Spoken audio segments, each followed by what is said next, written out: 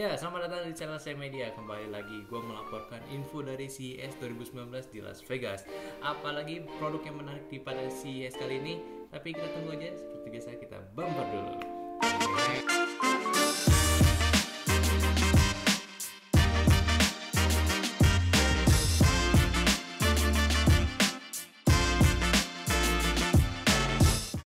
Selamat datang di channel saya Media, kembali lagi dan gue Adi di sini, dan gue juga membawa seseorang dari Indonesia sana. Gak membawa sih sebenarnya. Jadi gue ditemenin oleh Rodi dari pmschannel.com ya. Jadi gue bawa ke sini pada tujuan tertentu. Nah, di produksi CES kali ini adalah gue diundang dari Deepcool. Jadi Deepcool itu memamerkan di boothnya mereka. Jadi bukan booth ya sebenarnya, itu hotel yang mereka sewa. Di dalam hotel itu berisikan banyak banget produk-produk yang mereka mau announce di CES kali ini, dan gue bawa ini teman gue buat menjelaskan fitur-fitur yang mereka pamerkan itu, karena gue sendiri gue sadar karena gue jam terbang di dunia hardware itu masih sedikit. Nah, jadi ini sebagai overclocker master, terus casing entusias. Oke, udah entusias tadi itu ya. Tapi gue nggak tahu juga menurut kalian gimana dia itu performanya, ya kalian lihat sendiri aja lah mendingan. Tapi gue percaya dia itu bagus. Di Deepcool ini ada 4 item ya, ada 4 jenis produk yang mereka pamerkan di sana. Ada pertama ada heatsink, ada casing, sama air coolernya. Nah, pertama aja langsung aja kita produk pertama adalah produk dari heatsinknya, yaitu dengan nama Assassin 3. Nah, di produk ini ukuran heatsinknya itu menurut gue udah cukup besar ya buat dari heatsink sebuah PC gitu, heatsink sebuah prosesor, dan mereka itu ukurannya sebesar 14 cm, dan juga mereka udah punya fitur yang namakan Sinter Groove ya. Sinter Groove, dan mereka klaim juga bisa mendinginkan hingga 15% dari generasi sebelumnya ya. Fitur Sinter Groove itu apa sebenarnya?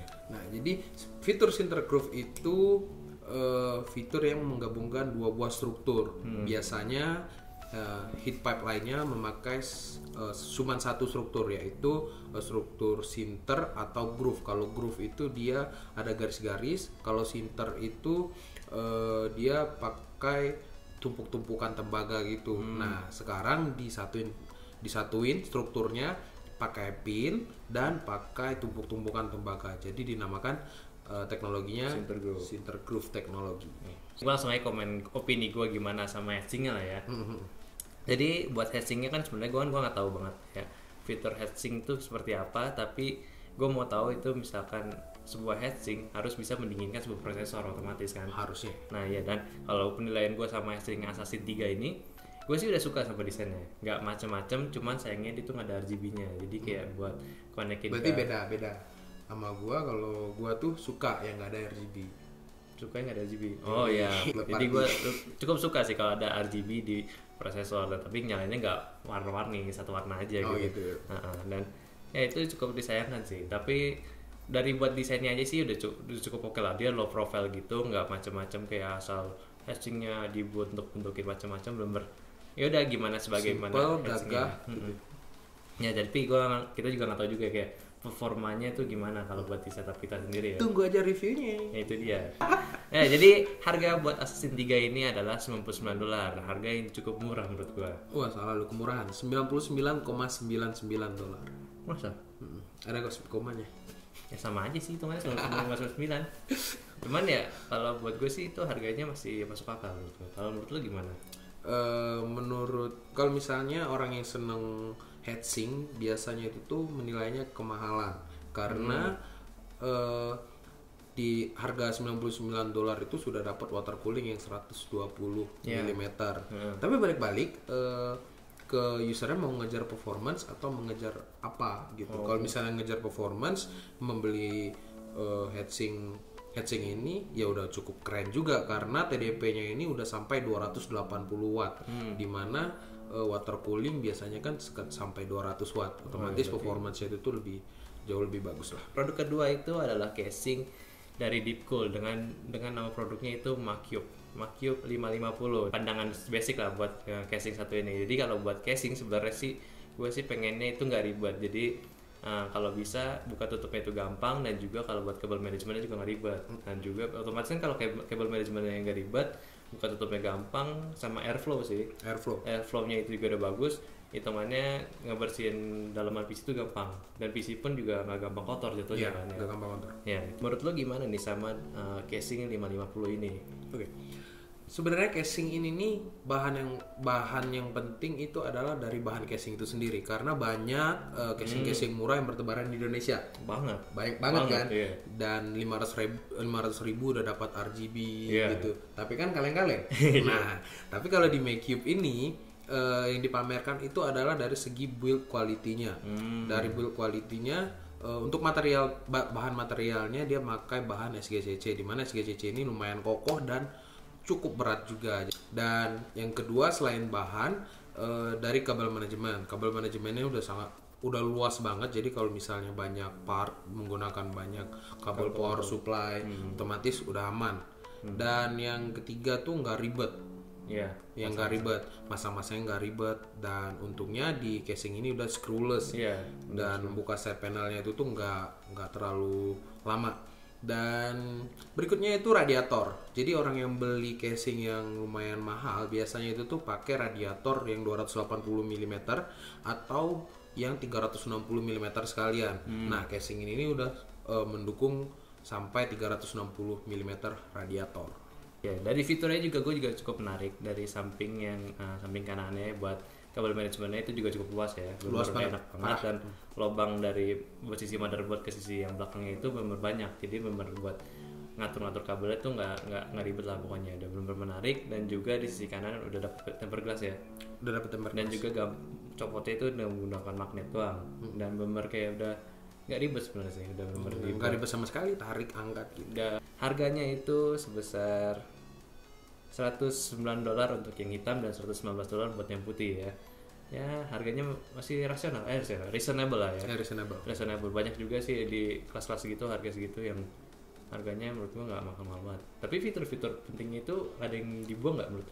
Nggak ada sih, cuman yang emang untuk di harga segitu dengan dapat bahan sekokoh itu masuk akal. Dan desainnya juga kan nggak ribet, nggak kekanak-kanakan. Jadi gue suka banget sama desainnya, bener nggak dia RGB itu nggak banyak ya. Nggak terlalu banyak. RGB dari nggak bocah banget lah gitu. Ya benar. Nggak bocah banget. Jadi lo kalau pakai itu kelihatan profesional. Ya. Selanjutnya lagi adalah casing lagi ya. Casing di sini dia tuh ada casing namanya Matrix 70 dan 50. Mungkin itu beda dari ukuran kali ya? Emang beda semua sih. Beda segmen user juga kayaknya. Segmen user gitu. Kalau Matrix ini lebih mengutamakan sepertinya itu ke gamer. Jadi seperti ini kan Matrix kan sebenarnya udah dilaunchingkan pas saat Computex tahun lalu 2018 kemarin. Nah, sekarang dibuat versi baru dengan depannya itu tuh sudah tempered glass, bisa diganti tempat radiator atau tempat fan. Jadi fan-nya udah RGB, otomatis tambah keren dong. Fan-nya kelihatan karena tempered. Kayak brand sebelah tuh ada yang kayak gitu tuh gitu. Gitu. Dan gue lihat sih juga dia itu sama kayak Makecube, bener kayak udah gampang pasang copotnya. Dia screwless juga ya dia. Untuk temperednya masih ada baut. Tapi yang buat pakai tangan gitu. Pakai tangan, tapi dia tuh pendek banget. Jadi katanya itu tuh udah save time lah. Tapi tetap muter gitu loh. Tapi sebenarnya gue lebih nyaman ada ini loh sebenarnya. Pakai baut biar tapi lebih pasti tapi gitu nggak capek. Ini kalau buat di sini gue lebih suka, soalnya kalau di sini lebih ke gamers ya. Iya, lebih ke gamers. Kayak lo bilang tadi, nggak cuma sekedar kotak, dia juga ada lekukan gitu. Terus juga buat di kabel manajemen gue sendiri lihat juga udah cukup luas ya. Gini lah maksudnya. Tapi nggak seluas Makecube. Kalau Makecube sih luas parah. Beda berapa senti tuh? Ya, ngaruh banget ya. Ngaruh banget dong. Yang tadinya bisa misalnya 30 kabel jadinya cuman 20 kabel. Kan lumayan. Make sense. Dan ada fitur satu fitur nggak sih yang lo tertarik banget dari si apa yang ketiga? Matrix ini nih, dari Matrix ini. Kalau fitur sih sebenarnya dia lebih ke upgrade sih. Upgrade beda dari Matrix ini adalah RGB fan-nya ini bisa di-sync ke motherboard. Gitu. Jadi bisa diatur juga berarti sama software dari itu. Motherboardnya itu bisa diatur, tapi hanya bisa pakai RGB header yang 5 volt, yang 12 volt itu nggak bisa. Untuk yang 2017 ke atas itu rata-rata 12 volt. Ke bawah dong. 2017 ke bawah itu rata-rata 12 volt. Untuk 2018 ada yang 12 volt, ada yang 5 volt. Oh, jadi di motherboard sekarang tuh udah ada opsi ya. Ada opsi. 5 Tapi volt kalau sama untuk 12 volt. 2019 rata-rata tuh udah ada semua. Ingat, tapi yang perlu diingat 12 volt itu 4 pin, kalau 5 volt itu 3 pin. Itu pembedanya. Oh, itu dia. Makanya nggak bisa dipaksain. Nanti tiba-tiba kalau kalian beli produknya terus kok nggak bisa ditaruh di RGB header gua, ya karena beda RGB headernya 3 pin sama 4 pin gitu. Jadi ya salah sendiri lah kalau salah beli. Makanya baca-baca dulu dong. Nonton video ini dulu dong, YouTuber kan banyak gitu. Gue nggak mempromosikan dia. Gue juga nggak mempromosikan gua. Terus ada lagi nggak? Kan gue di Satu lagi additionalnya sih banyak. sama tapi itu kan nanti ya.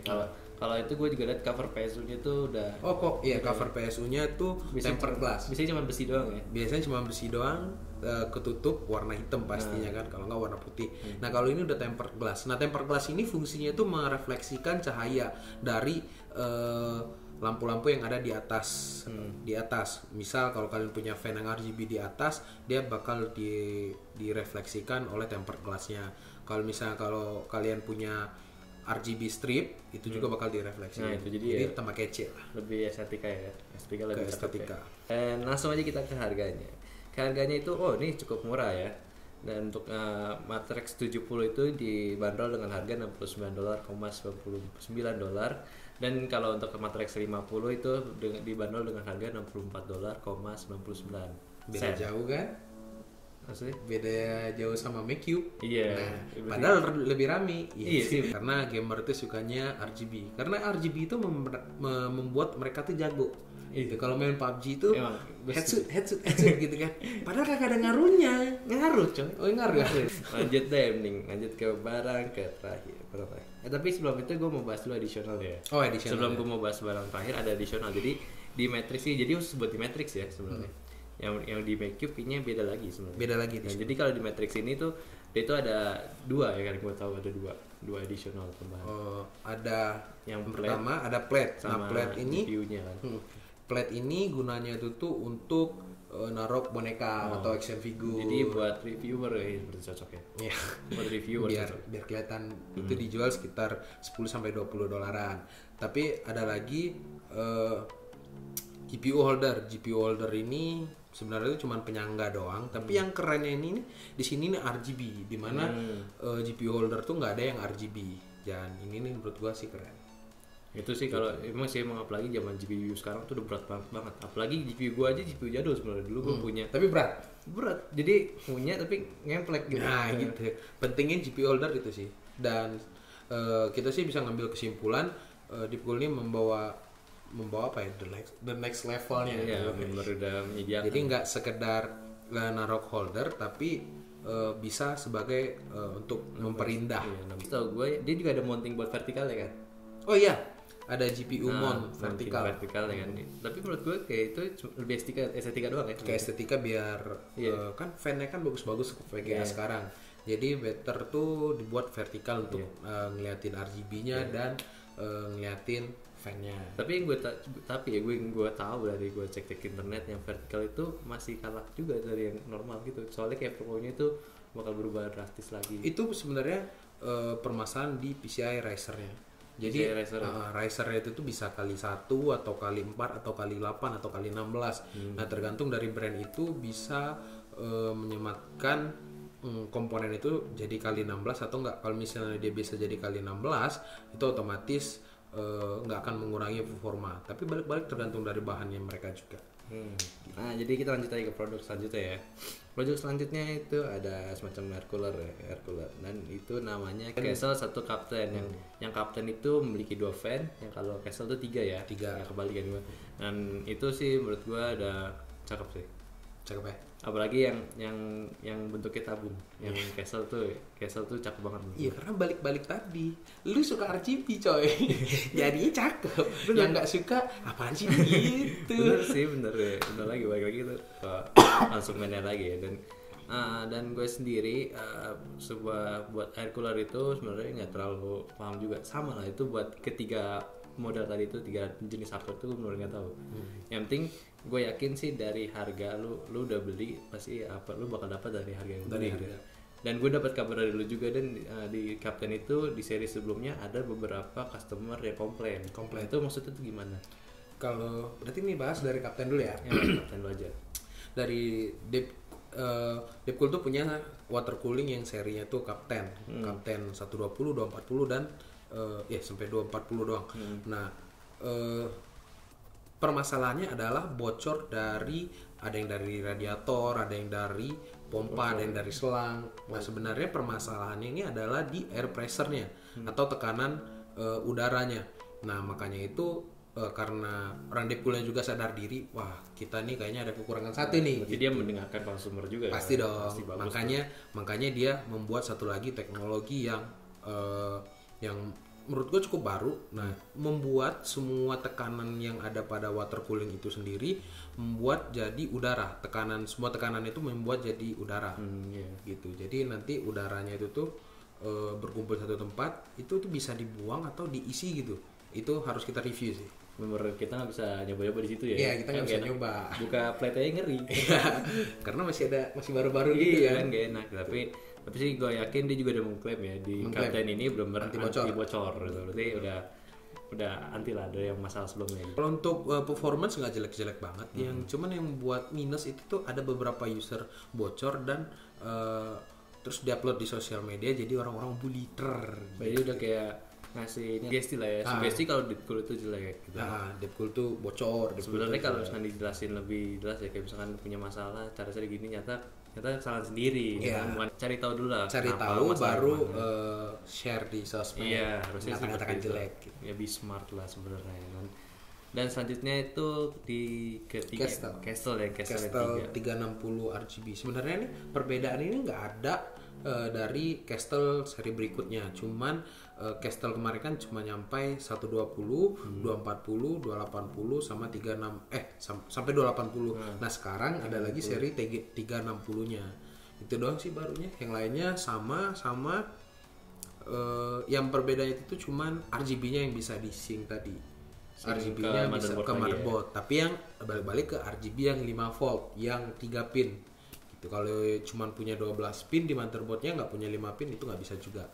Itu terpaksa pakai mode yang udah disediain, dan ada 5 mode yang disediain oleh Deepcool. Tinggal ganti-ganti langsung dari. Tapi kalau buat dari bentukannya, gue yakin sih udah bagus sih, dan gue juga suka desainnya juga. Banyak yang suka. Walaupun nggak low profile sih ya, tapi ini lebih ke gaming banget. Dari RGB juga nggak RGB mainan, nggak cuma asal RGB, dan di kamera juga nggak flickering. Itu biasanya